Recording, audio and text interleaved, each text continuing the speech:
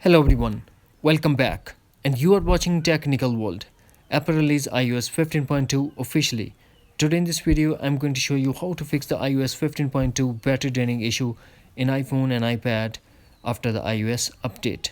So without wasting any time, let's get started, and before start, please don't forget to subscribe. The first thing that we have to do, launch settings. Scroll, find and tap on journal.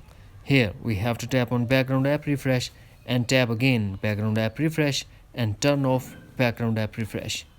Now go back to settings, scroll, find and tap on battery and enable low power mode.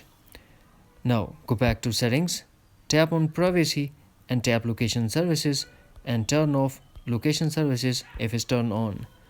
Go back to privacy, tap on tracking and turn off allow app to request to track. Next, go back to settings, tap on notification and disable unnecessary notifications.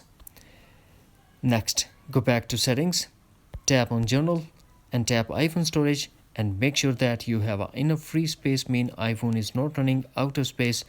If iPhone is running out of space, then offload or delete app that are not in use.